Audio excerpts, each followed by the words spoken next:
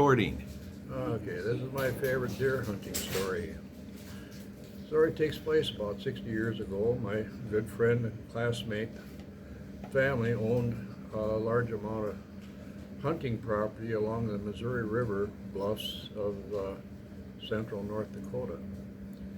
At this time, him and I have hunted for years and always joined the crew that hunted on the river bottoms at deer time.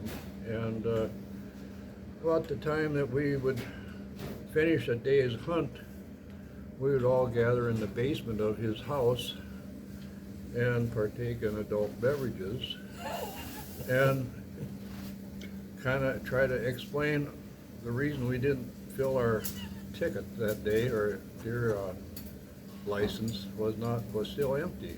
And after consuming this adult beverages and having a meal that was spread out on a piece of plywood on sawhorses in the basement, why the stories would go on till finally my good friend and classmate sitting at the end of the table got up and he said, "You know, guys, we all seen a good amount of deer today, but our deer pool is still empty."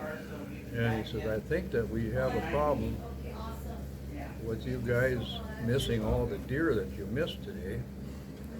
And he went on to explain his theory as to why we were missing all these deer. That the deer were running broadside at probably 100 yards out, and we were shooting behind them all day long and disturbing nothing more than the soil that they were running on. So he explained that we should be probably leading these deer about the length of this sheet of plywood that's on the table that we use for our lunch. And that if you aim about 8 feet in front of this deer, that you would probably connect with that deer and fill your license. At this time, an elderly gentleman that hunted with us for years was sitting at the far end of the table, and he was contemplating and finally says to Paul, he says, "Paul, the only problem I have with this situation," he says, "who the hell is going to run out in front of the deer with a sheet of plywood?" So at this time, we decided to consume another adult beverage.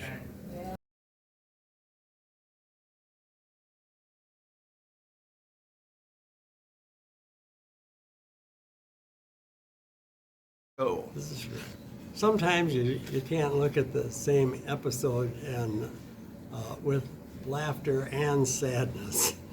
But here's such a story. Fred had graduated from high school with good grades and loving parents, and he was ready to join the father on the farm. Years after that, Fred's folks had retired and turned the farm over to the kids, Fred and Betty. Betty noted that there was something going on in the attic this week while Betty was going away on the weekend. Saturday morning, Fred got his gear together and trudged up in the attic, and he did close some leaks in the attic, and when he got done, he thought, well, this will help drive the bats out. He moved the ammonia tank closer to the house and pumped the house full.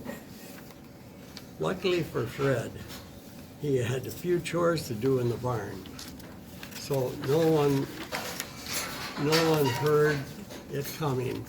But when the ammonia hit the pilot light in the basement, the force of the explosion sent Fred in the last part of his trip to the barn right through the door. Fred lived. The insurance man said that there were no pieces bigger than a 4x4 piece. I found out that Fred's father went to another town to buy anything, two towns in between, so he wouldn't have to get laughed at after the kid blew the farm up.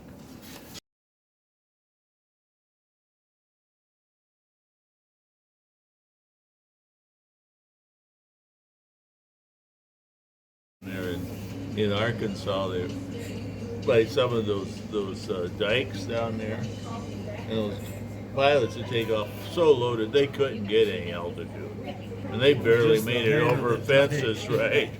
And you wonder, are they going to make that next canal?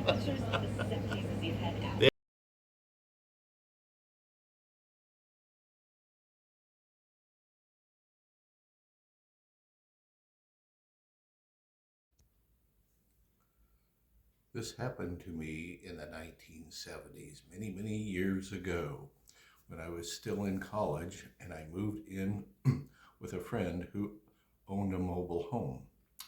He moved his mobile home up to Brighton, Colorado, and it was wintertime. Well, he got it set up, we moved in, and I was running back and forth to college every day. And when we came home one day after a big snowstorm, we discovered that there was no water in the toilet, and we couldn't figure out why. Well, we decided that we better get some water in the toilet tank so that we could flush down our duty.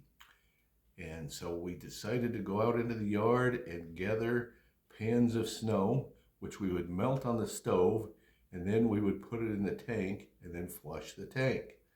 Well, this went on for several days, and we learned how many pots of water it took to flush a toilet. And it's a lot. You would be surprised. But what had happened was when they moved the mobile home in, they didn't put any heating tape on the pipes so that the pipes had frozen. So what we discovered was we had to put heating tape on there, and then we could flush the toilet. This is just an FYI for you from your morning breakfast. If you've got a mobile home and you don't have any water in your toilet, you may want to check to see if your pipes are frozen. Good luck to you. This is Blue Dot Man signing off.